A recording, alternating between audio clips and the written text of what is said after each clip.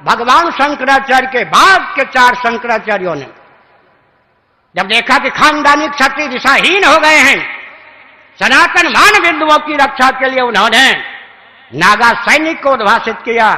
मैं बड़े लाड़ प्यार से अपनत से पूछना चाहता हूं, वो नागा सैनिक अपने लक्ष्य पर अडिग हैं, करोड़ों किलोमीटर दूर भटक गए, बहुत दूर चले गए।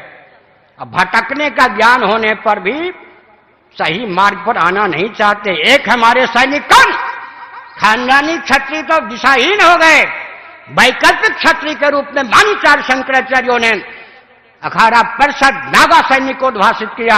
आज नागा सैनिक हैं लक्ष्य से सुदूर। 300 वर्ष पहले मान्य गुरु गोविंद सिंह जी ने हिंदू धर्म की रक्षा के लिए खालसा पंथ बनाया।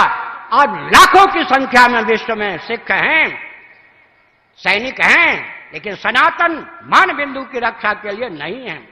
दूसरे सैनिक भी हमारे साथ नहीं। तीसरे सैनिक हेडगेवार जी ने आरएसएस को ख्यापित किया, एक दल का प्रचारक बन के आरएसएस रह गया।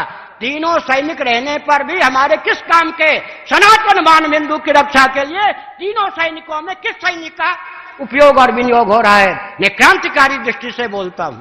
और अंत में सज्जनों, 2 चाहिए, एक स्वस्थ मार्गदर्शन, दूसरा सेना सैनिक। नीचे से लीजिए समर्थ रामदास तो शिवाजी, दोनों चाहिए या नहीं? व्यासपीठ तो शासन तंत्र, आगे लीजिए चंद्रगुप्त, उधर चाणक्य तो चंद्रगुप्त, आगे कुमारिल भट्ट या शंकराचार्य तो सुधन्वा जी, और आगे चलिए उधर धौम्य जी या व्यास जी तो युधिष्ठिर जी, श्री कृष्ण जी, और आगे चलिए वशिष्ठ जी तो राम जी, और आगे चलिए भृगु जी तो पृथु जी, और आगे चलिए नारद जी तो ध्रुव जी। दूसरा कहां है? हम आप जो हैं वो तो समर्थ रामदास जी से लेकर नारद जी की भूमिका प्रस्तुत कर सकते हैं ना। दूसरे की कमी दूर कीजिए ना। हम अहिंसा के पक्षधर हैं, लेकिन बौद्धों की झूठी अहिंसा ने देश को गर्त में डाल दिया। गांधी जी की झूठी अहिंसा ने भारत को गर्त में डाल दिया।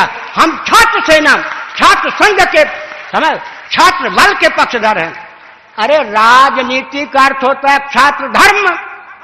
राजनीति और राजधर्म पर्यायवाचक हैं या नहीं? उसका एक नाम होता है दंड नीति, उसका एक नाम होता है अर्थनीति। एक उदाहरण देता हूं, सुनिए। ये भूलदंड है या नहीं? इनसे हम हवन भी करते हैं, लिखते भी हैं, गणानान्त्वा ऐसा घन पाठ आदि भी, वेद का उच्चारण भी करते हैं, भोजन भी करते हैं, तैरने में भी इसका उपयोग होता है, चलने में भी उपयोग होता है। ऐसे बिना हाथ के चलने वाले की स्थिति क्या होती है? हर व्यक्ति जानता है इसके द्वारा लेखन कार्य का संपादन हो रहा हो या यज्ञ का संपादन हो रहा है या भोजन की निष्पत्ति हो रही हो, ये सेना है। सेना हर व्यक्ति को मालूम है या नहीं?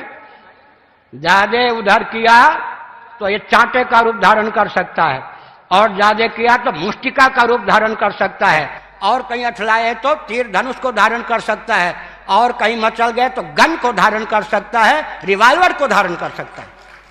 ये अपने आप में छात्र धर्म है या नहीं? क्षत्रिय है या नहीं? गाढ़ी नींद में बुद्धि सो जाती है, बुद्धिपूर्वक अज्ञान का प्रश्न ही नहीं उठता। लेकिन मच्छर काटने आ जाए तो छात्र धर्म का निर्वाह करने के लिए भुजदंड अपने आप उठता है या नहीं? परंपरा प्राप्त निसर्ग सिद्ध संस्कार संवेद या भुजदंड अपने आप पहुंच जाता है।